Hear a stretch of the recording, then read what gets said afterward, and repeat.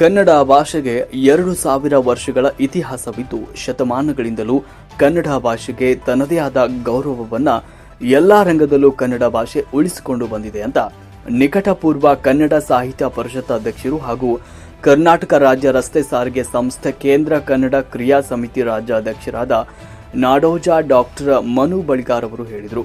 ಅವರು ಮಾಗಡಿ ಪಟ್ಟಣದ ಸರ್ಕಾರಿ ಬಸ್ ಡಿಪೋದಲ್ಲಿ ಕರ್ನಾಟಕ ರಾಜ್ಯ ರಸ್ತೆ ಸಾರಿಗೆ ಸಂಸ್ಥೆ ಕೇಂದ್ರ ಕನ್ನಡ ಕ್ರಿಯಾ ಸಮಿತಿ ರಾಮನಗರ ವಿಭಾಗದ ವತಿಯಿಂದ 69ನೇ ಕನ್ನಡ ರಾಜ್ಯೋತ್ಸವ ಕಾರ್ಯಕ್ರಮವನ್ನು ಉದ್ಘಾಟಿಸಿ ಮಾತನಾಡಿದರು.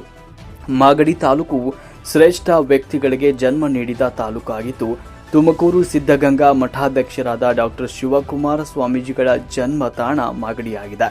ಕವಿ ಸಿದ್ದಲಿಂಗಯ್ಯನವರು ಹಾಗೂ ಮೊದಲ ಕನ್ನಡ ಸಾಹಿತ್ಯ ಪರಿಷತ್ ಅಧ್ಯಕ್ಷರಾದ ಎಚ್.ವಿ. ನಂಜುಂಡಯ್ಯನವರು ಇದೇ ತಾಲೂಕಿನವರು ಎಂಬುದೇ ಹೆಮ್ಮೆಯ ವಿಚಾರವಾಗಿದೆ.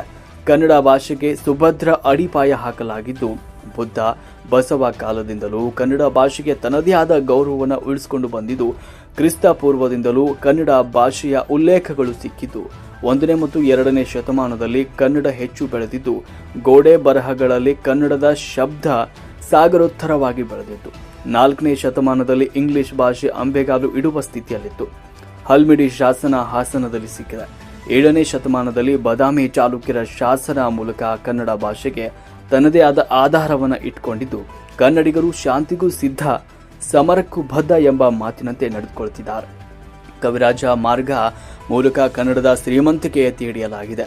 ರಾಣಿ ಚೆನ್ನಮ್ಮನವರು ಬ್ರಿಟಿಷರ ವಿರುದ್ಧ 1824ರಲ್ಲಿ ಯುದ್ಧ ಮಾಡಿ ಬ್ರಿಟಿಷರ ವಿರುದ್ಧ ಗೆಲುವು ಸಾಧಿಸಿದ್ರು ಕೂಡ ಇದನ್ನ ಉಲ್ಲೇಖನ ಮಾಡದೆ 1853ರಲ್ಲಿ ಮೊದಲ ಬ್ರಿಟಿಷರ ವಿರುದ್ಧ ಹೋರಾಟ ಎಂದು ಉಲ್ಲೇಖ ಮಾಡ್ತಾರೆ. ಕನ್ನಡಿಗರಿಗೆ ಎಷ್ಟು ಅನ್ಯಾಯ ಮಾಡಲಾಗ್ತಾ ಇದೆ. ದೆಹಲಿಯ ಸಂಸತ್ ಭವನದ ಮುಂದೆ ಬಸವಣ್ಣನವರ ಪ್ರತಿಮೆಯನ್ನ ಇಲ್ಲಿಯವರೆಗೂ ಇಳಿದಿರುವುದು ಬೇಸರದ ಸಂಗತಿ ಅಂತ ತಿಳಿಸಿದರು. ಇನ್ನು ಕರ್ನಾಟಕ ರಾಜ್ಯ ರಸ್ತೆ ಸಾರಿಗೆ ಸಂಸ್ಥೆ ಕೇಂದ್ರ ಕನ್ನಡ ಕ್ರಿಯಾ ಸಮಿತಿ ಅಧ್ಯಕ್ಷರಾದ ವಚ ಚೆನ್ನೇಗೌಡ ಅವರು ಕೂಡ ಮಾತನಾಡಿದರು. ಕರ್ನಾಟಕ ಏಕೀಕರಣ ಹೋರಾಟದಲ್ಲಿ ಮಾಜಿ ಮುಖ್ಯಮಂತ್ರಿ ಕೆಂಗಲ್ ಹನುಮಂತನವರ ಪಾತ್ರ ಪ್ರಮುಖವಾಗಿದ್ದು, ಮುಖ್ಯಮಂತ್ರಿ ಸ್ಥಾನವನ್ನೇ ತ್ಯಾಗ ಮಾಡಿದ ಮಹಾನ್ ನಾಯಕರಾಗಿದ್ದು, ಅವರ ಹೋರಾಟದ ಫಲವಾಗಿ ಕರ್ನಾಟಕ ಏಕೀಕರಣ ಮಾಡಲಾಯಿತು. ಆದರೆ ಕರ್ನಾಟಕಕ್ಕೆ ಸಾಕಷ್ಟು ಹಿಂದಿ ಭಾಷೆಯಿಂದ ಅನ್ಯಾಯವಾಗ್ತಾ ಇದೆ.